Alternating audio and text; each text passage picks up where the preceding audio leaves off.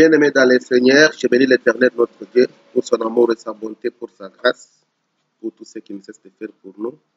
Nzambo ya alingi biso, Nzambo oyo aza kosala biso makambo kitoko, makambo minene. Nzambo oyo abatelaka biso, lui qui nous donne le mouvement, l'être et la vie. S'il a été donné au grand de ce monde, il y a que babanda ko gérer lumière, babanda ko gérer mon pepe mbele batu mususu, bakufa, bamboka mususu, batikala ko vivre te. Mais Dieu soit loué puisque yemo konde azo simba yango, le pole ya zanza mbe bolingo, donc sakambula na ye pona batu mana muna batu mabe, pona bandoki, na pona bana na ye. Yango na tozali na bomoy. Nde Seigneur tokumisa ye. Vraiment, je dis bonjour ou bien bonsoir. Pour bisika ozali ceux qui kozala mo bien na butu vraiment nzambe na biso azwa lokumu nzambe na biso apambola yo ya yambo toko luka to sambela nan pona ko recommander moment oyo na loboko na nzambe na biso nzambe na komisio po tozali malamu otalisi bolingo na yo po ete toloba liboso na libota na yo nde tina tozongisi lokumu epa na yo na kabi moment oyo na loboko na po ete yo moko olobela libota ntango yo olobaka opesaka bomoyo. La Bible c'est poussé par le Saint-Esprit que les hommes ont parlé de la part de Dieu. Laisse que le Saint-Esprit nous accompagne tout au long de cette prédication. Commence et termine avec nous. Accorde à chacun un bon entendement pour que le peuple de Dieu puisse recevoir la parole avec joie, qu'il ne se borde pas seulement à écouter, mais qu'il puisse aussi mettre cette parole en pratique. Je m'oppose contre toute puissance contraire à ta volonté. L'esprit de mauvaise interprétation de la parole, distraction, expression des pensées, je vous chasse, libérez le peuple de Dieu, allez dans les lieux arides, au nom de Jésus-Christ. Que la grâce, la bonté nous accompagne. Au nom de Jésus-Christ, priez. Amen. Que Dieu soit loué. Vraiment, to sepeli, to partager, moko na likambu, lelo na kati na liloba na Nzambe. Motema na biso ezali réveil. Témoana, tozuya mona mukanda na Romains chapitre 13. Du 11e au 14e verset. Yayambo Tango en français, quand on parle du réveil, c'est-à-dire c'est passer de l'état du sommeil à l'état d'éveil. Ou bien c'est le retour d'activité. Parce que le sommeil est allé suspension périodique et naturelle de la vie consciente de quelqu'un qui dort. C'est-à-dire que Mouto Azolala a suspendre momentanément ou bien périodiquement conscience naye de Mouto Alali Pongi. Ça c'est naturel. Ndenge Mouto Nzamba Keli Mouto ezana moment ya kosala, moment ya kopema pena, moment ya kolala. Là c'est normal. Donc, toujours le sommeil, c'est que sommeil oyo est naturel les ali, sommeil physique. Il y a aussi le sommeil spirituel. Ming ming awa, tant toujours le kamba réveil, les ali pona muto azola moka, muto azaki na pongi ya molimo. Or, ceux qui muto alali pongi, akoki kozala mutu makasi, mais muto oyo azangi makasi akoko ya abomiye. Muto alali pongi, bien qu'akoza la tana misolo na libenga na ye, mutu musoko ya aibie. Muto alali pongi, c'est-à-dire que bakoko sele mabe atana muto azangi makasi. Tomona batu mususu alali pongi, soit mwasi ou bien mutu musu ennemi aye abomie. Soki tokena mukanda na juge tokomona mokonzi monene na moment ya barak babomaka ye na mwasi, mais un vaillant guerrier, un héros. Pourquoi? Parce que alalaka lenge pongi ya zoto ezali pongi pe ya molimo ezali muto alali pongi na molimo, même azana promesse na Nzambe akomaka kobanga, akomaka na doute, même moyen mwana promesse wana s'accomplir na vie na ye ezali te. Parce que alali makambo na nyos pe elali. zoka posa na nzambe ezali te olamuka po te osaisir oyo ezali lipamboli na yo otambola na nzambe elongo ozala na elonga na kati na makambo nyonso. Peuple de Dieu ba moment oyo tozali eza moment oyo esengeli mutu na mutu alamuka parce que diable azosala 24 heures sur 24 alalaka te. Bible ezoloba veillez car votre ennemi le diable rôde comme un lion rugissant cherchant qu'il dévorera. Il rôde. Donc biso toute la mukapote tout le mêlé avec une foi ferme. Église le loyo bato ebele bakozala surpris parce que na bao babengami bana na nzambe na bao babengami basali na nzambe ebele bakozala surpris. Église mikolo tozali eza mikolo na keba parce que boya na Yesu ebelemi esengeli tomisenzela. Jésus-Christ avait dit les premiers seront les derniers et les derniers seront les premiers. Les loyo bao ezo finga basi andumba ba païen ba incrédule batu bayebi nzambe te batu na mokili ba mondain okomona Christ aye batu wana bakoti na bokonzi na ye yo mutu oyo banda kosambela utakala otikali. Pourquoi? Parce que beaucoup de gens comptent le nombre d'années dans l'église mais ils ne progressent pas. Ce sont des disciples spirituels. Batoyo bakola kate. Quelque part, vous qui deviez être des maîtres, bozana na posa na bilei ya pete, bozana na posa na milik, or milik, eza pona bana, ba bébé spirituel, ba oyo bazali na expérience te na makambo na nzambe, bino il fallait bomba na kobuka mokuwa, botalisa bokoli na bino. Yoyo pour que l'église esengeli kaka babondele baya ko visiter yo so ba visiter to yebi ke no ba église o batala ba tuté bongo sko pasteur nani akendeke pe ko tala ka ye pasteur nani a visita ka ye.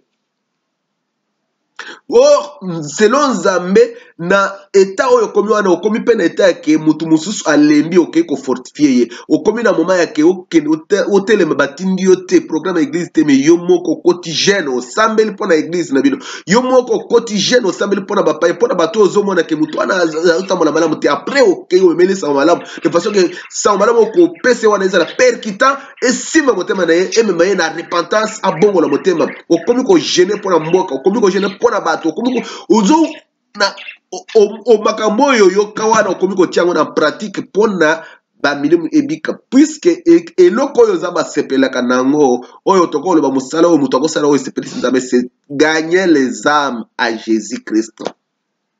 Aujourd'hui même les églises tant bato bazali kokende même les églises bato bazosangana non pas pour gagner les âmes bato bakomi koloba te non mon église c'est mon église eza business na ngai bato bakomi kosalela nzambe mosala en tant que business et non pas pour gagner les âmes. Or Christ avait dit allez partout prêcher la bonne nouvelle à toutes les nations et faites de tous mes disciples. Aujourd'hui c'est très difficile pour faire des disciples okomona même pasteur azana posté que même bato azo encadré que baza ba serviteur bakoma pe na connaissance na makambo na nzambe azolinga ye bandane ko mata yazala na boyebi makambo muso azolinga alakisa bato te soki même ata muto azolinga yeba akomi jaloux. C'est grave. Ça ce n'est pas l'église, on est comme une mutualité.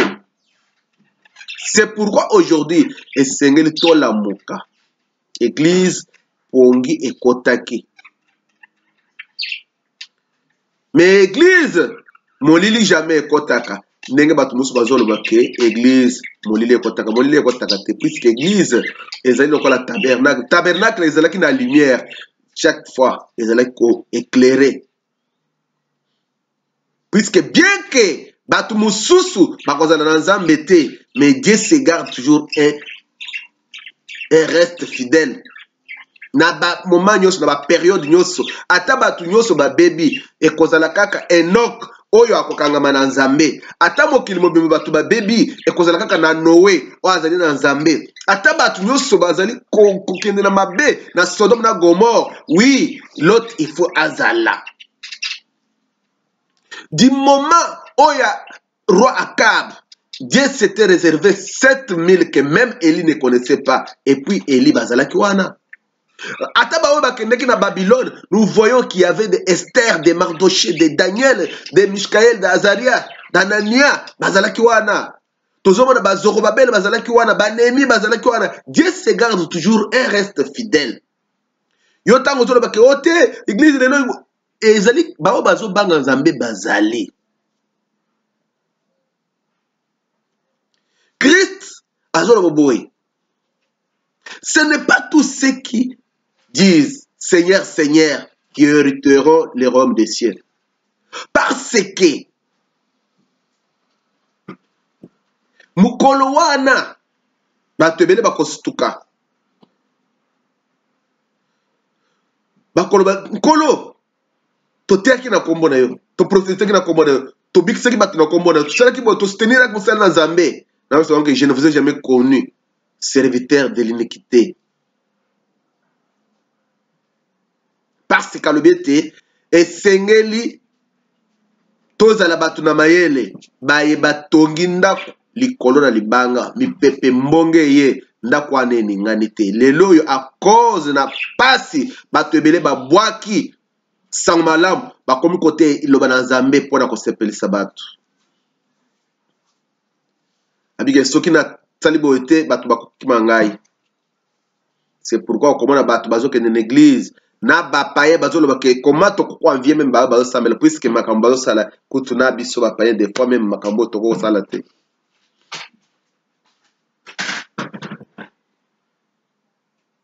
Donc tolobela réveil parce que église esengeli kolamuka na pongi.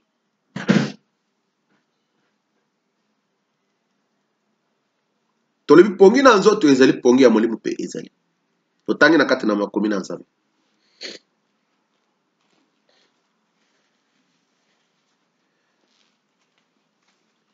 Romains chapitre 13, du 11e au 14e verset. Cela importe d'autant plus que vous savez en quel temps nous sommes.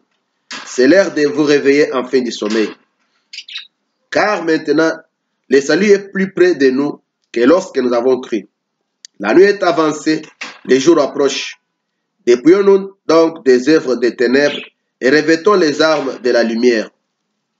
Marchons honnêtement comme en plein jour, loin des orgies et de l'ivrognerie, de la luxure et de la débauche, des querelles et des jalousies.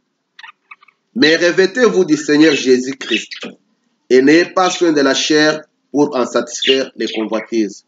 Que Dieu ajoute la bénédiction à la lecture de la parole. Que Dieu vous bénisse. Bandeko, na mukanda to kotanga Bible zolobete boyebi tang oyo tokomi ezali tangu ya kolamuka na pongi pote lobiko ekomi pembeni na biso koleka tangu biso tondimela. C'est-à-dire que Christ alobaki ete na kei na bongisela bino esika na kozonga mpo na kozwa bino po ete esika ngai na kozala bino mpe bozala na esika yango. Nzoka esika akendeki ezali nde na ndako na tata na ye oyo alobi ete bisika eza ebele me mpo na eglize akoki kobongisa esika moko. Tolobaki ete événement monene ya moto ya oyo eglize ezozela c'est l'enlèvement. Église ezozela enlèvement koya na mokonzi na biso l'époux de l'église puisque église ezali mwasi Christ azali mobali. Du Genèse à l'Apocalypse na kati na mokanda na Nzambe da Bible ezali likambo ya bolingo entre Nzambe na mutu. Alors Bible ezoloba boye mibali bolinga basi na bino lokola Christ alinga église oyo akufela simana kopetola église oyo na kati na maya liloba pote abimisa église oyo liboso na Nzambe azala glorieuse sans tache ni ride ni rien de semblable. C'est-à-dire que l'église oyo kokende na enlèvement et kozala église oyo kozala sans tache. C'est pourquoi na mukanda na Ephésiens zolo boboye Christ oyo akitaki na se yende amataki likolo mais na komata mati likolo amemaki bato lokola bakangami bato wana amemaki bango na conseil na Nzambe kuna akendeki kotalisa bango makambo oyo esengeli bango baya kotalisa na église. Ce sont les ministres de la parole. Bible ezolo boboye il a fait des uns comme apôtres, des uns comme des prophètes, des uns comme des docteurs, des pasteurs, des évangélistes. C'est pour le perfectionnement des saints, l'édification de l'église, afin que nous ne soyons pas emportés par tout vent de doctrine, mais que toyeba makambo na Nzambe po toyeba kokola. L'œuvre du ministère, c'est pour former que mutu akoma na stature parfaite ya Christ, mutu akoma na connaissance oyo ezali connaissance exacte oyo ezali kobikisa, connaissance oyo ezali kokangola, connaissance oyo ezali kopambola. Puisque c'est la parole de Dieu qui sauve. Christ tango akoya kozwa nde liloba na ye. C'est-à-dire il faut ozala rempli de la parole de Dieu. Oh, la parole de Dieu, c'est ça même Christ en nous. Bible ezoloba Christ en nous, l'espérance de la gloire. Alobi na kozala na bino kino na suka na ekeke, na kotika bino pamba te. Oh, Christ tozomona lelo te. Mais nous sommes avec lui à travers le Saint-Esprit. Puisque l'Esprit de Dieu, c'est ça même cette parole qui a été faite chair. Tango ekozala habité na yo, puisque Christ akoya koluka kaka liloba na ye. Eza lokola ema. Soki ema ozali kolekisa yango ekolokota kaka biloko eza na nature moko na yango. Ba gilette, ba tonga. De même que Christ en tant que la parole, il ne viendra chercher que la parole. Mais ceux qui osent s'appeler la parole, c'est que vous allez m'avoir mis pour la tienne. Alors, nous savons le temps que nous sommes maintenant, c'est le temps de nous réveiller du sommeil. Car le salut est maintenant plus près de nous que lorsque nous avons cru. La nuit est avancée, les jours approchent. Oh, Christ en baquette, il viendra comme un voleur la nuit. Pourquoi la nuit? Parce que alobakete ndenge na boye na mwana na moto ekozala lolenge moko ezalaki na mikolo na Noé pe na mikolo na Lot. Nzoka na mikolo na Noé mabe ekotaki na mokili. Mais comme Noé a trouvé grâce pas dans un puisque azaki intègre ya abikisamaki. Lenge moko pe na moma na Lot na Sodome na Gomorre mabe ezalaki makasi. Nzamba kutena Abraham azolo bakeno. Na kobomela Abraham te puisque azali moninga na ngai. Aibise nazokende na Sodome na Gomorre pona tala na kambu. O ezali kuna soki ezali ndenge toyoki. Puisque masumu na bango eluti. Oh, les milliers de l'année, c'est-à-dire que masumu est commis et belé. Alors, pour na biso ban na Nzambe, kono na biso Yesu Kristo, yende azali moi. Yende azali mukolo. Yende sengeli aya pona kozoliso. Bible le dit, la nuit est avancée, les jours approchent. C'est koyana nkolo et belemi. Nkolo na biso azali les jours. Son jour approche. C'est pourquoi dépouillons-nous des œuvres de ténèbres et marchons honnêtement comme en plein jour. Biso tozabana ya pole, tozabana ya mukolo. Tokotambola te lolenge bato na molili bazali kotambola. Bato na molili bazabana na diable. Bazaba bazo misala ya tata na bango. Biso tata na biso azali Yesu Christ. C'est pourquoi esengeli totambola na komanifester misala na tata na biso. Bible ezolobete loin des orgies, des livrogneries, de la luxure, de la débauche, des querelles et des jalousies. Tozala mosika na makambo nyonso na mabe. Lelo église okomona batie kombo assemblée chrétienne, assemblée des saints, église du réveil tel. Mais nakati wana makambo na nzambe ezali te. Pasteur akei kosala kisi, azosala mosala na kisi, mais azokosa bato ke azoteya makambo na nzambe. Moto akei kokata zoloko, akomi kobikula, abenge prophète, abenge prophétesse. Na tango tozokola tobanda koyeba bambikudi, bamandona, bamwa mulopo, batu bazokende kuna, baza batu akisi, azokende koyebisa batu makambo. Oyo esalama na kati na famille, bazolomola bana bakindoki, okenda balabala boye na wezo kuti mutu azotala na maboko, azolakisa oke okozala boye okozala boye. Bato wana toyebaki ke bazosala baza ba magicien, baza batu ya bakisi. Mais bato wana ebele lelo bamona na kate, bazalaka na balabala te bakenda wapi?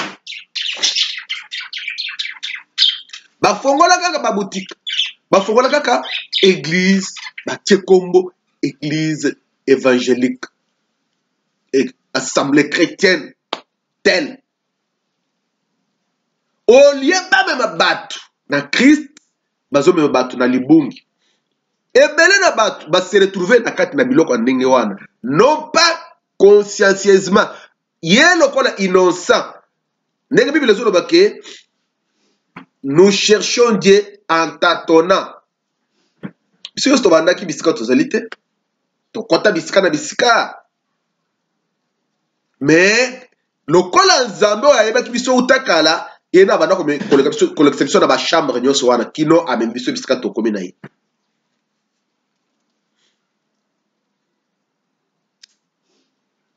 Alors, okomona bato wana bazosala mosala non pas pour servir Dieu, pour servir leur ventre. Na bato oyo bazolanda ndenge bato na lopoto bazoloba ke bato oyo bakambami na aveugle bakokende kokoya na libulu. C'est pourquoi okomona bato bazotanga ba nombre d'années oyo akota na l'église ou bien oyo akendeke alubi azokende kosambela, mais il n'y a pas de changement. Pourquoi? Puisque il ne reçoit pas la parole qui peut transformer, puisque la parole de Dieu, quand elle vient, elle doit transformer, puisqu'elle doit perfectionner. Nous sommes dans le ministère, il y a parole et elle pour perfectionner pour la bateau, à pousser la bateau, pene na Christ, na statire à Christ.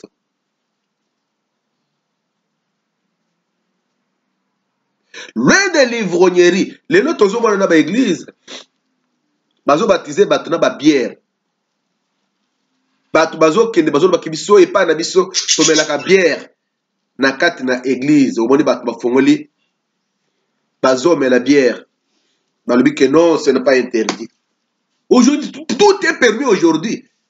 il faut kokeba bana na nzambe libota na nzambe esekeli tokeba puisque les jours sont mauvais. Rachetons le temps car les jours sont mauvais. Lelo misala ekomi polele. Oui, nous savons que na moment tozali oyo ezali moment oyo le diable est déguisé, c'est déguisé. Azo sala ouvertement te à cause de la présence de l'église. Mais quand on a un moment où le diable a se dévoilé, tant l'église est déjà enlevée. Mais le lot, Azali se déguisé comme un ange de lumière. C'est pourquoi même les serviteurs ne peuvent pas se déguiser. Le lot, Bazon, le bâtiment que Bazali Batouna, mais pourquoi on a un moment où on se proclamer.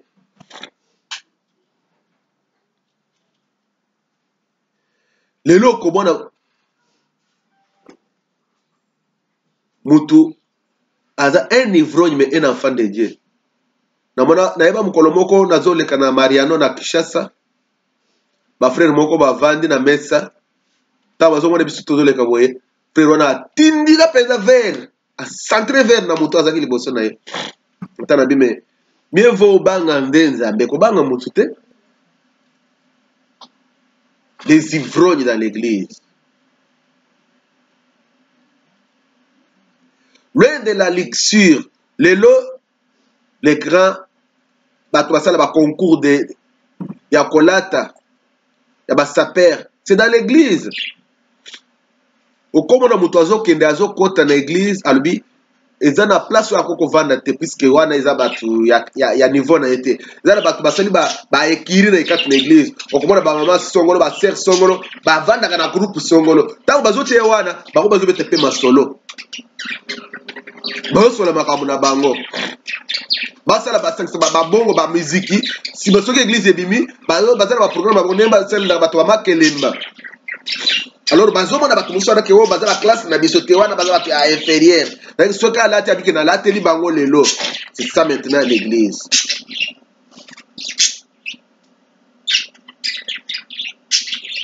Loin de la débauche. Makambo ya débauche et impudicité kutu apôtre Paul akomango banda kala alubike na yoki sango ke impudicité ozo sala na katikati na bino eleki même kutu même ozo le katikati na bapagano wana ezalaki mwana azwi mwasi ya papa na ye mais lelo ekomi multiplié.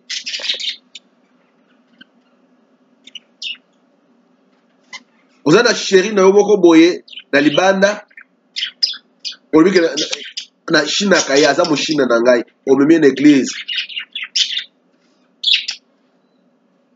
pe bele na basene na zambi batuna ka même batu te tango batu baye balobike baza couple tuna bango ke babanda ndenge nini te Pete mutu wana atiki mwasi na ye quelque part atiki mwasi na mboka bokutani na mboka mopaya mutu wana akomi na oyo aza na ye wana otuna ye meme te boza ndenge nini eske bovanda ndenge nini te azokende mpe na ndako azobakende azopambola o nakende na ndako ya papa songolo na mama songolo non. Le pasteur doit connaître la vie des brebis. Bino bovandi ndenge nini bobanda ndenge nini libanda bino eza ndenge nini eske bobala ndenge oske opesa misolo c'est ça le pasteur doit connaître tout cela soki bato bavandi illégalement omemi bango baarrange makambo peut-être soki okoti na vie ya bato nde okoyeba vérité ntango moto oyebi soki no natiki mwasi na ngai na bana oyo navandi nde boye okopekisa ye puisque okotali c'est vérité.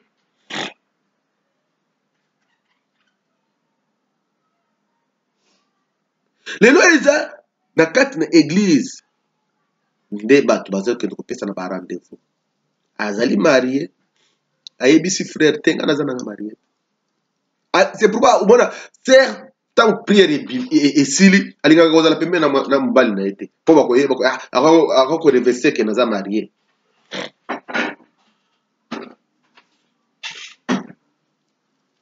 Bandeko mibali te mpo mwasi wana aza na misolo akangami na ye.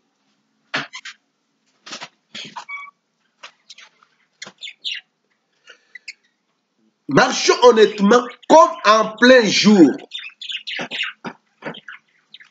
loin des querelles, des jalousies.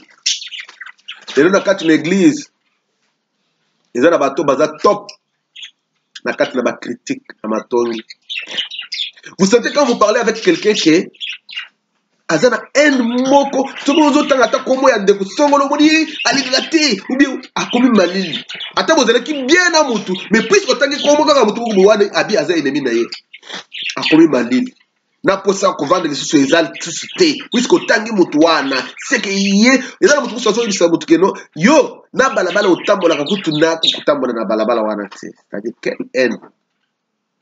Faut luka délivrance pamba te tu ne verras pas les ronds de Dieu. Puisque Bible dit que rien d'essuyé n'entrera pas dans les royaumes de Dieu.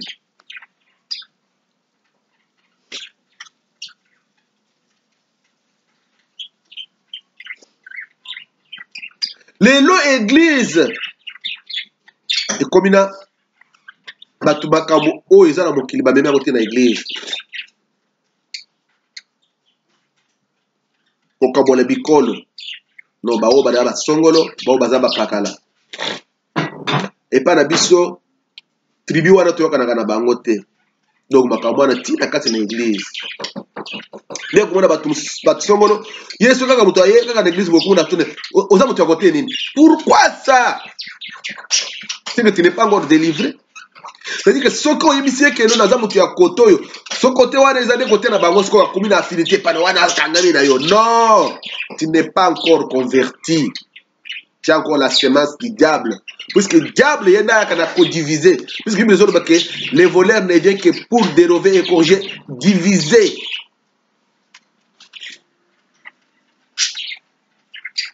La jalousie. Lelo oyo. Jalousie est commis mingi na kati na église. Ba poison est commis kotambola na église lokola banguba. Même basali na nzambe lokola ya ateyaka malamu ate nana kosepela te ateya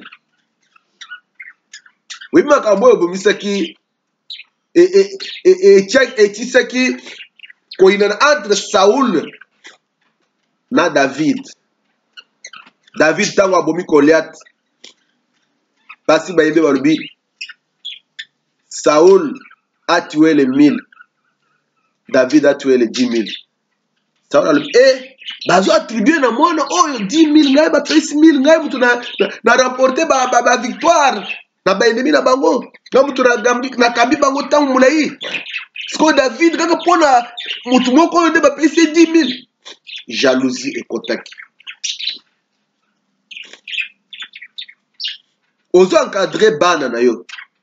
Tango moni mwana azo évoluer. Tant au moins nazo kende malamu na makambo na nzambe esengelo sepela puisque ça couronne na yo nenga apôtre Paul azolo ba ke ma couronne c'est vous tant nazo mona progrès na bino tant nazo mona boza na konyi boza na mona makambo na nzambe donc nazo sepela nazo mona ke non couronne na ngayo puisque Bible azolo ba ke ceux qui auront enseigné des multitudes brilleront comme des étoiles dans les royaumes de Dieu. Et c'est que bato yo tei bakomi bato bine bakomi fi basai na nzambe batei mosika na makambo na nzambe nde ekopesa esengo nde okomona ke non récompense na yo mpe ekozala monene mais lokola ntango ye ateyaka bato basepelaka vraiment te na kopesa cher te okomi ofina mais on ne peut pas étouffer la grâce de Dieu. Puisque grâce est gangaka. C'est pourquoi binope au bengame na ministère zala pe na reconnaissance ya ba ene ba o ba yaki liboso mutoko zala te yo c'est nzambe asalo grâce puisque mutu na kati na makambo na nzambe comparaison ezalaka te puisque tout le monde est une marque exceptionnelle, marque déposée par un nzambe. Même yo ozali mwana na ngai, olobi ke ote ndenge moko na ngai okukuka te. Même yo ata balobi ke no ote aka lokola ndenge moko na papa na obe père spirituel na yo. Okukoma na niveau wana, c'est-à-dire que mutu na mutu aza na ndenge na ye, mutu na mutu aza na grâce particularité na ye. Problème eza fukama sambela nzambe asala grâce koanvie te, mais okoki kolula ozala lokola puisque makambo ya kitoko toimitiaka makambo ya kitoko ndenge Paul azoloba ke soyez mes imitateurs comme je le suis de Christ. Oui, ça c'est bien. Mais tango okomi komona ke tango mutu wana ye azosala boye ekomi kopesa motema likundu wana nde mabe nde bapoison ekomi kotambola lelo bato bakomi kokufa basali na nzambe bakomi kokufa. Yo tango obomi mosali na nzambe oye azotombama yo otikali wana non, tu es un vieux prophète. Oh nayoka bato bazote o les vieux prophètes et les jeunes prophètes, mais na Bible nanga na mona bakomi makambo jeune prophète te. Na Bible nanga balobi l'homme de Dieu oyo ayaki na vieux prophète azalaki na mboka wana. Pourquoi balobaki na vieux prophète? Puisqu'il n'avait pas Dieu. Puisque Bible ezoloba ke ayebisi ke ange de Dieu m'a dit yako olie pa nanga. Or mutu na nzambe ayebisi ke ali place wana te. Bible ezoloba ke akosaki comme il sortait des mensonges, c'est pourquoi il était appelé vieux prophète, parce que le ministère ne vieillit pas. Ministère euti na éternité ezokende na éternité. Ministère obotami nango kila ndenge okokufa. Puisque tozo mwana Jacob mourant, Bible ezoloba ke ayoki ke Joseph azoya na bana na ye, amikembisi avandi apamboli bana na ye. Il a fait le ministère même jusqu'à na quelques secondes ya kokufa. David amikembisi apamboli Salomon. Jacob a béni les 12 tribus tango azaki déjà prêt à kokufa. Tozo mwana Élisée tina nkunda asi akufi apoli akomi mikuwa. Batu na Israël bazokende mpona kokunda mutu. Ba ennemi baye batu bakimi ebembe kwei kokutana kaka ebembe tutani na mikuwa ya Élisée ebembe sekwe. C'est-à-dire que a ressuscité na mutu ye asa akufa na ye. C'est ça le ministère. Ministère école la raté. Ceux qui m'ont mutu wana vieux prophète parce qu'il n'avait pas encore Dieu. Keba yo pe okoza la vieux prophète te. Tango yo mona ka mutu musu azo prospérer na ministère na est-ce que mona ka bien? Parce que tu ebi que même Christ tango bazo ebise que non. Tala ba tsongola bazo sangisa batu. Bazo benga na bilimu na kombo na sabi que bazana biso. Il pouvait dire que moi qui suis Dieu, toute la plénitude de Dieu ici sur la terre, comment batu musu ba sangana en dehors de ngai te. Même Moïse ba ko segeze toujours ba tsongola bazo prophétiser abi que omi jaloux na ngai na ko tunazo linga assemblée nyo sezela constitué na ba prophète. C'est ça un homme de Dieu. Ozana pour ça que makambo na nzambe bato ba ndenge Paul azolo ba ke naza kit na bino makambo ba consigne sur nzambe na talis bino. Mais yo ozo sen doctrine na bombi, sen doctrine na bombi te.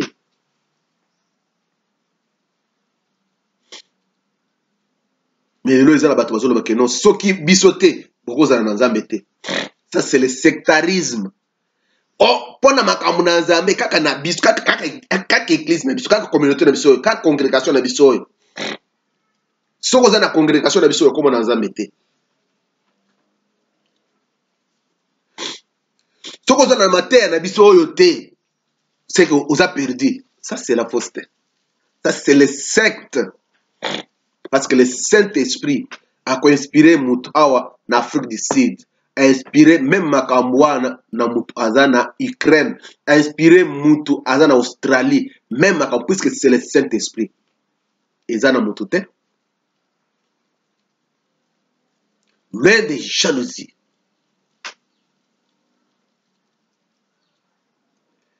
Les lobans dans Zambé, même dans Katina Misala, il ne témoigne pas Jésus-Christ. Makambo bazo sala, yo na Katina Musala, kufundaka batu, kotraisaka batu, kokoselaka batu makambo, mais ba benga le pasteur, puisqu'aujourd'hui les noms des pasteurs, c'est-à-dire que ceux qui m'ont dit à partager makambo dans Zambé, attendre la Bible. Oui, bambie kombo ya pasteur. Mais yo pe ozo ndima tamba zo bengo pasteur, mais makambo yo sala ka place wana ya musala, place wana oteka ka place ovanda na quartier na bido. Est-ce que makambo wana ozagi nya bengo pasteur? Bazo bengo pe pasteur ozo ndima. Mais makambo yo sala ka. C'est pourquoi Christ a yebisaki ba pharisien. Bino bozo kangela ba tu porte ya kota na lola, boyebi matanzela ya kokende na lola pe.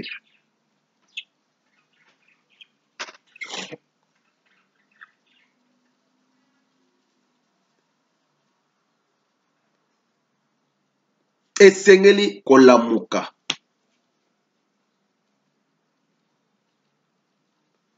Nzambe na biso azwa lokumu.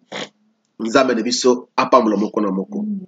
Or tangu motu azali kolamuka esengeli makambo nyonso ya mabe ase dépouiller nango po ete asalela nzambe malamu. Ndenge Bible ezoloba ete la nuit est avancée, les jours approchent. Dépouillons-nous donc des œuvres des ténèbres et revêtons les armes de la lumière. C'est-à-dire que tolongo na oya mabe wana tolata arme ya lumière po ete toyeba kosepelisa nzambe. C'est-à-dire que oyo nyonso ya mabe oyo nyonso kokobloke nzambe asala na kati na bomoi na yo, puisque nzambe azoloba ke misu na ye etalaka bayenge bene mato na yo kaka tosambo na bango me adetournaka misu na bao basalaka mabe. Revêtons les armes de lumière. Nde yoki na 14 bazoloba boye. Revêtons-nous du Seigneur Jésus-Christ et n'ayons pas soin de la chair pour en satisfaire les convoitises. Bamabe nyonso wana tolongo na kati nango mende tolatama na nkolo Yesu Kristo. N'ayez pas soin de la chair pour en satisfaire les convoitises. Or, nous savons que mutuaza na ba ennemi misato. Ennemi ya liboso, ennemi na yo ya liboso eza nzoto na yo, chair, ta chair, nzoto na. Puisque nzoto na yo nde koloka ke ngai, moi. Na kamunyoso, yo bakumisaka yo nde oyebi kote, yo nde bikolata, yo nde oza kitoko, yo nde oza makamunyoso yo nde oyebi. Même ata sobo sala discussion na bato olingaka te, même ata otikela moto réserve olingaka ke ba kaka opinion na yo. Or Bible ezoloba que personne ne puisse avoir une trop haute opinion de lui-même. Si faut aller dans le moto muso alobi peut-être ata azana 20% ya vérité. 80% no wana mais na 20 toi non ko profiter pe.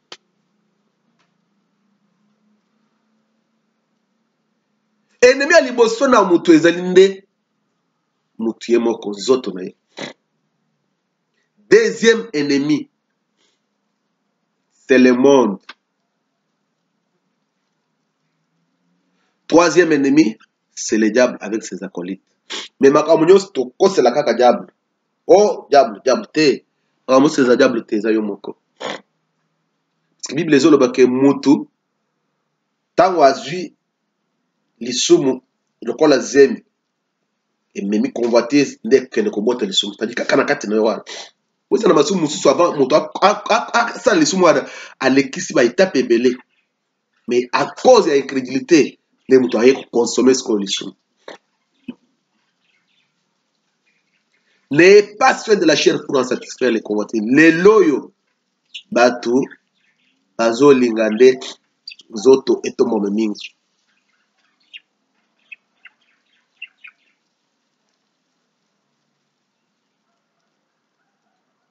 Nakati na mkanda na zambe tomoni batu pe oyo nzambe ayaki kolobela poete bazaki na pongi ko basuka. Batu wana basalaki geste poete base comme agréable liboso na nzambe. Sokotangi na mkanda na Genèse chapitre 35 du 1er au 7e verset. Okomona Jacob tango akimi ndeko na ye azokende na mboka ya banoko na ye mpona koluka mwasi. Eza na sika alalaki nzambe abimeli ye amonaki échelle. Nzambe abiseke na kopambolo na kozala bisika nyonso kozala mpe na kotiko te soki na kokisi maloba oyo na édition. Jacob tango alamuki alobi oh c'est ici la porte du ciel, c'est ici la maison de Dieu. C'est lié de temps, mais je ne savais pas. Apesi nzambe promesse soko bateli ngai na kokende opamboli ngai nazongi na lampe na kopesa odime de tout et puis na kotonga autel en reconnaissance. Tango Jacob akei nzamba pamboli azongi na basi 4 na bana ebele na biloko ebele mutu akendeki na bâton. Et quand il est rentré, il était béni dans l'abondance. Il a oublié. Au lieu aya kende na luz oyo eza Bethel po akokisa ve autant mokanda na Genèse chapitre 35 du 1er au 7e verset. Tanga yango Jacob akei na Sichem, ntango akei na Sichem makambo ebalukeli ye. Kuna baviole mwana na ye ya mwasi, bana na ye ya mibali baye babomi bato ya mboka wana. Jacob akomi kobanga ye oyo azalaki na promese oyo Nzambe alobi ke nakozala na yo bisika nyonso okozala na. Jacob akomi kobanga devant kamwa likambo moke, nde Nzambe ayebisi ye ke lève toi et va à Bethel po ete okokisa oyo oyebisaki Nzambe.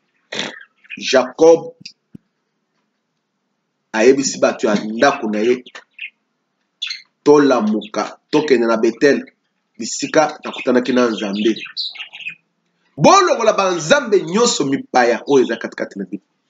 Bato wana balongoli ba ano, balongoli ba bijou, balongoli ba bracelet, biloko nyonso bazalaki na yango nyonso wana.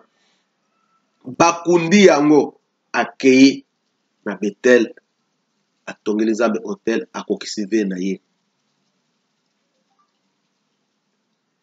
Réveil ezalaka nanu liboso ntango mutu aza na eta ya lisumu, nde esengeli Nzambe ya asitole pote abimise na eta wana.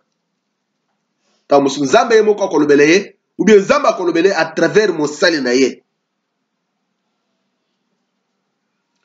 Et puis ntango mutu azokende na réveil, c'est-à-dire akotika biloko nyonso oyo esepelisaka Nzambe te. Sima akozongela kotosa liloba na Nzambe, akobanda kotambola sikoyo na kotosa oyo eza liloba na Nzambe. Pe Nzambe akorenouveler promesse na ye, na mwana pe mutu azomatisa dimension spirituelle na ye. Mais aujourd'hui, dans l'église, c'est l'apostasie. Ndenge touti kolo. Or, apostasie, ezalini, apostasie, eza na moment oyo, batu bazo sepele susu na maloba na Nzambe ya kitoko te. Batu bakomi ko sepele na maloba oyo, bakomi ko maloba oyo sepelisa bango. Tandis que bato bakomi kopona maloba na Nzambe. Ate oyo ya azaka évangile ya condamnation. 2 Timothée 4, 3 et 4. Car il viendra un temps où les hommes ne supporteront pas la saine doctrine, mais ayant la démangeaison d'entendre les choses agréables, ils se donneront une foule de docteurs selon leurs propres désirs, détourneront l'oreille de la vérité et se tourneront vers les fables. Awa apôtre azoloba ke ekozala na moment oyo batu bakozala na posa ya koyoka lisusu maloba ya kitoko te, saine doctrine te. Bakoluka bayoka biloko oyo bazosepela nango. Ils se feront une foule de docteurs po te babanda kotia bango makambo bazosepela nango. Or apostasie ebanda kala. Tant Israël babimi na kati na Égypte, bakomi na désert, Moïse Nzambe ayebisi ye il fallait abata na ngomba po ete azwa mobeko. Moïse ntango akei lokola umeli, puisque Moïse avait fait 40 jours 40 nuits, peuple batikali bayebisi Aaron, babi Moïse wana toyebi te soki akomi nini. Banda akei vraiment salele biso Nzambe oyo tozomona na miso. Aaron ayebisi bango bopesa ba or nyonso boza nango wana, bapesi or basali veau d'or. Aaron ayebisi bango ke botala Israel Nzambe abimisi bino na kati na bowumu na Égypte. C'est-à-dire apostasie ezali ntango oyo bateyi bakoteya lisusu liloba oyo ezotepa na Nzambe te, bakomi koteya liloba oyo ezosepelisa bana na Nzambe. C'est-à-dire oyo bato bazosepela nango, soki nateyi mate oyo bato bakokima na église, soki nateyi mate oyo vraiment nakozala bandima ebele te, komisa nateya oyo mpo naganye bato, nde bato bazolobela masumu te, bazolobela repentance te, bazolobela ndenga kolata te. Lelo église ekomi lokola musique, église ekomi lokola boîte de nuit, bato bazokota na église ndenge wana. Soko tangi makambo ya Aaron, ya vodoro komona ngona Exode chapitre 32 du 1er au 10e verset. Tant basali vodor, babandi kobina ba bilobi ekozala fête, basali fête, basali ba sacrifice, ba sacrifier pour na vodor wana. Nzamba yebisi Moïse kuna na ngomba, ah bat oyo bazali bat bazana kingo ebende. Tala ba se retourner na nzela na ngai, basali vodor, ba sacrifier pe pour na tina na yango. Moïse soko lingi na boma bango na kosala libota monene.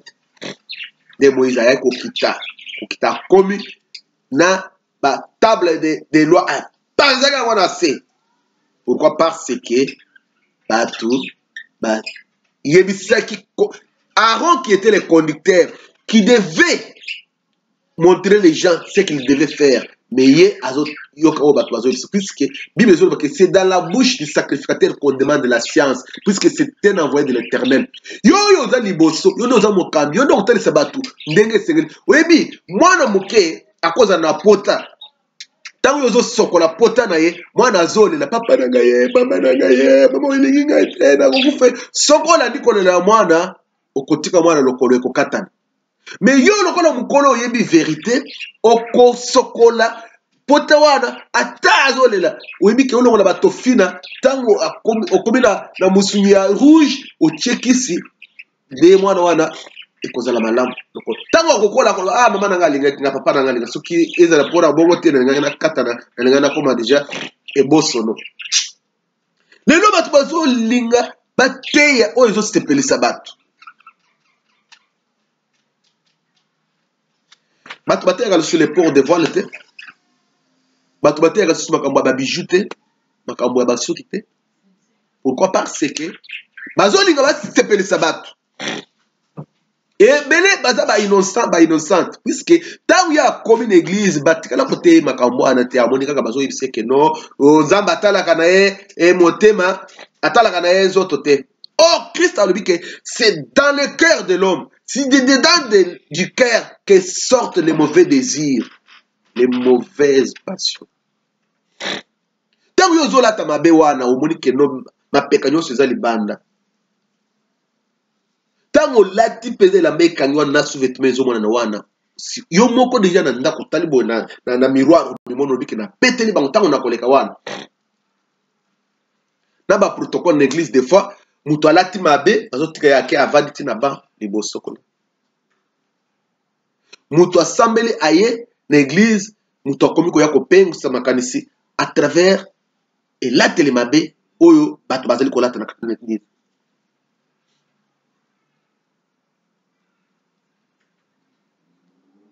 Esengeli tozonga na Nzambe. Même bato ebele bamoni ba vision bamosusu zabatali singai omoni mutu yemoko abandi kofungola basuki yemoko abandi kolonga babiso na kona tete na kosala souhaiter vraiment nzambe yemoko atei ngai malgré bato na bakosala ba témoignage mais incrédulité côté na kati na bato. Pourquoi? Parce que aujourd'hui ceux qui encouragent le mal ce sont les conducteurs, les hommes de Dieu. Wana ezaki évangile ya kala wana ezaki maloba to omoni.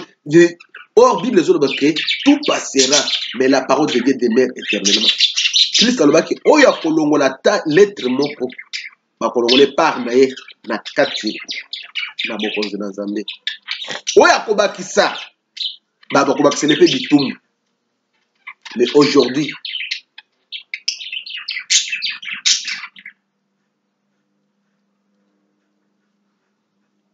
ma peka nyoso libanda lati mini jupe ozotambala ndenge wana e mingi osoli na baservabite vraiment kaka frère na bino wana mondimi na bino nayenda somela nga biloko oyo nga nalingaka yango te alobaka ote oza lokola mwasi ya mboka ndenge nini ozoboye olinga kolata biloko te nasomi biloko banda nasomi biloko wana ozolata yango te.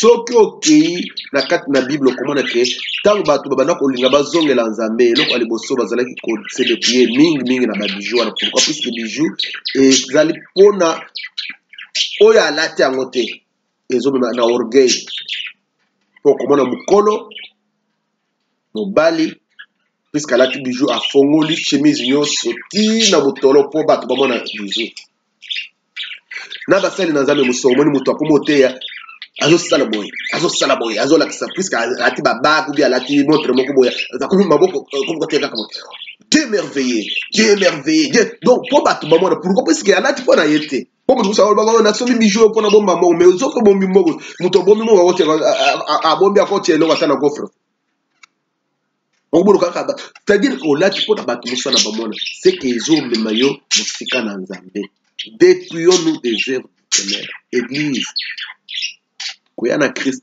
ebelemi Christ akoya kozwa eloko ya suye te Bible ezoloba ke rien ne suye naturel dans le royaume des cieux esengeli omibongisa osenzela po ete tant que lelo ekobeta liloba na nzambe bakakolaka yango te liloba na nzambe ezali nde mwana na mpa te oyo tozolia na mobimba nango puisque ntango babomaki mwana na mpa te na mboka na Egypte babisaki bango bokolia nyonso na kati na tout lelo bato bakomi kopona or balobaki bokolia mwana na mpa te na matiti ya bololo c'est-à-dire ke eza na makambo mosusu ntango liloba wana ebimi oyoki efimbi lelo doctrine ya Akab akufa me bato ebele baza tambola ndenge moko na Akab azoloba nini ye alobaka kutu makambo ya kitoko mpo na ngai te balingi bakende Josaphat alobi avant tokende ifo nano toconsulte nzambe ntango baprofetise kaka makambo malamu ya Akab Josaphat alobi te profesi ezalaka boye te bato oso baloba kaka malamu kaka boye kaka te na bino mpe baprofete nzambe asala bino grâce ntango moto aye boye puisque bible ezoloba ke soki moto aye libanda aye bandi kolobeli makambo nyonso basekre na ye ebimi akokitisa motu na se akoloba ke nzambe azali katikati na bino te profesi ezalaka kaka kopambola okopambwama okovoyage okobota te ndeko ndenge oza boye oza na kindoki wana ozali mokonzi osobomi bato 5 tala nzambe apesi yo avertissement alobi ke oza na simo soki obongoli motema te nzambe azozwa motema na yo mais nzambe aza na posa ke atombola yo asala obola moto wana te vraiment nous avons déjà vu quelqu'un aye boye bayebisi ke non oza possédé oza boye moto aye sima na prière boye abi pasteur kaka ndenge balobi ana eza solo nasala ndenge nini c'est ça lorsque Pierre a prêché les gens ont dit oh mon frère que ferons-nous c'est ça la parole de Dieu l'église bato bakomi kobeta bakelelo l'église bato bakomi kobeta basifflet bazoteya bato sakola lobela bango c'est que ntango bazoteya motu te bazoteya bato mosusu non nous quand nous avons crié aux autres nzambe nazobaka nzambe alobelanga ntango bakoloba boye vraiment nsima na prière oke okutana mosala na nzambe obi te makambo alobi wana tana nasala bo nasala natambola bo natambo bo abiki bo kota prière tosala bo po tokomi osi kolenga badelivrance ya ndenge na ndenge mais lo soki bateyi moto ayoki bateyi makambo na ye olia amikitisa alela alobi bakomi koteya bato ntango tokendeka na église ce n'est pas pour prêcher les arbres mais c'est pour prêcher les hommes il faut bateya yo puisque mosala na ministère ezali mpona koperfectionne c'est-à-dire ke mbemba nyonso eza katikati na yo wana esengeli elongo esengeli bataye yo bafaçonne puisque pose stature malamu mpo koma na perfection ezali likambo ya pete te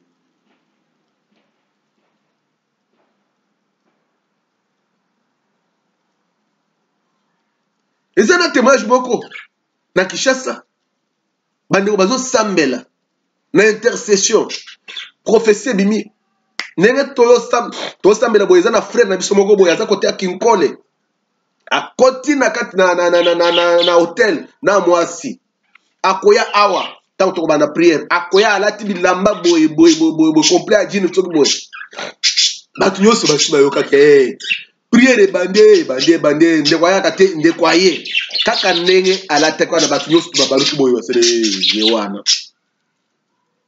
basala na nzambe bamemi mutu na cave na permanence tala yo makambo nini osali bobo kaka ndenge makambo ebimi wana moto amikisabike vraiment nzambe alimbisa ngai makambo wana esengeli ezala na kati na église nde okomona bato bakolinga bato kobanga nzambe ezalaki mingi pourquoi puisque le secret du cœur était voilé.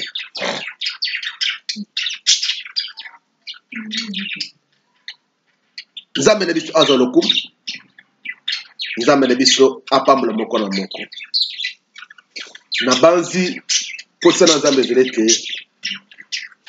okoma na stature parfaite po te ntango ye akoya ozanga kokota na nkembo na ye te me kozala te lokola basi oyo ya Esaïe 4 verset 1 oyo bazoloba ke à ce temps-là cette femme saisiront un mari bakoloba nini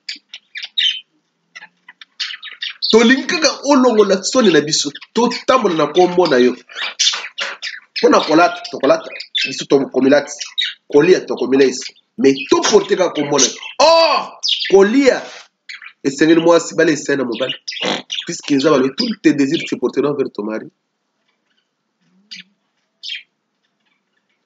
sikoyo alobi il faut babileisa na bilati or ntango akomi kolia bilei na yo moko or bilei oyo biso toliaka mobali na biso azali Seigneur Jésus-Christ. La nourriture que nous consommons c'est la parole de Dieu. Nde komona église bakomi kaka kombo wana assemblée de Christ mais eloko eza na kati wana doctrine eza fausse doctrine bazolia bilei ya Christ te babi tomilatisa na ndenge na biso c'est-à-dire que non. Or, Bible le béni, revêtez-vous du Seigneur Jésus-Christ et n'ayez pas soin de la chair pour en satisfaire des convoitises. Ce que le béni était, biso tonito pour maka convoquer, tous aba chrétiens, tous aba assemblée, tous aba église chrétienne. Mais oyo comportement na biso, ba misala na biso ezala na ndenge to ba tamo na ndenge c'est pourquoi ozoma na confusion makambu oyo tamo na mokili nde comme na église. Et là teli oyo bato na mokili bazolata nde omoni bato na église te. Eza bongo te église de Dieu oyo Christ akoya komema eza église oyo kozala sans tache ni rien de semblable. Nzambe na biso asunga yo na maloba oyo soki obungaki nzela oyeba kozonga soki obanda koteya mpona kosepelisa bato zonga na koteya liloba na Nzambe po ete oprépare bato na enlèvement ke mokolo wana ozanga récompense na yo. Puisque la Bible dit que ceux qui auront enseigné la multitude, ils brilleront comme des étoiles dans les royaumes de Dieu. Oui, yo pe mwana na Nzambe. Mokolo na Christ aloba te que je ne vous ai jamais connu serviteur de l'iniquité. Esengeli otambola na kosala liloba na Nzambe puisque Christ alobi ba oyo nyonso bazali koyoka liloba oyo bazokotia wana misala te bakozala lokola bato ya kozanga mayele bao batongi ndako likolo na zelo tango mipepeye na mbonge ndako wana ekwei me mutu oyo azoyoka atie liloba na Nzambe na misala azali moto ya mayele oyo atongaki ndako likolo na libanga tango mbonge mipepeyaki te eningisaki te c'est-à-dire vie na yo ezala bâtie la parole de Dieu kosepelisa bato te o évangile bozo te oyo eso oke na poto liloba na Nzambe euti na poto te. Jésus-Christ c'était un villageois. Ne bazaloba ke quoi de bon à Nazareth puisque Nazareth ezaki mboko oyo ezaki na valeur te mais c'est là qu'est venu le salut. C'est pourquoi soko kangami na liloba na Nzambe oyo soko tamboli nango soko tosi yango Nzamba kosunga yo oui koya na ye ebelemi mokolo wana okozala na soni te mokolo wana okota na nkembo pe na kati na gloire na ye kitsa motono na se kote oyeba kosambela yoyo nanu obongoli motema te ondimeli nanu Nzambe te liloba oyo eye po ete ezala lokola avertissement po ete ozwa décision ondimela Christ lokola mokonzi mpe mbikisi na yo banzela ezalaka mibale te banzela ezalaka misato te nzela na lola nzela na lobiko ezali kaka nzela na Yesu Kristo puisque ye nde Nzambe atindaki po ete aya kokufela biso po ete biso to na bomoi na seko moment yango epesameli yo zwa décision ya corrompre avec le mal, avec la jalousie, la débauche, le péché, la sorcellerie, la magie ya kondimela Kristo lokola mokonzi wemikisino na kati na bomoi na yo po te okota osangola bokonzi na Nzambe. Moko na moko akobondela kolandisa ndenge oyo kiloba na Nzambe. Nzambe na kumisio po tozali malamu na netoli monene na yo puisque ozali Nzambe na bomoi na kumisio nkolo Yesu puisque ozali Nzambe na nkembo yo ndo ozali lisunga ezangaka te na ntango na pasi olobi ete na pasi na bango banganga ke epai na Nzambe.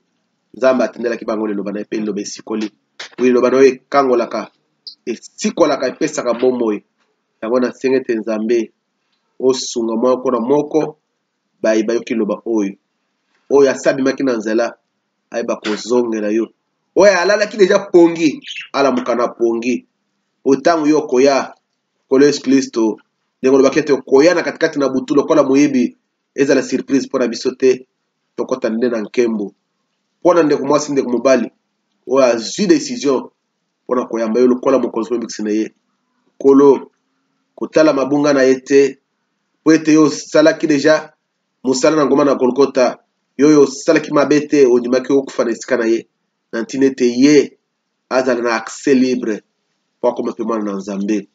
Wi sunga moko na moko pesa makasi ya kotia maloba oyo na misala na ntina ete maloba oyo ezala lokola danga ezala lokola so na kati na mitema na bana na yo. Kumisama mpo na maso na kombo na Yesu Kristo mokonzi mpe mikisi na biso na bondeli bongo. Amen. Amen.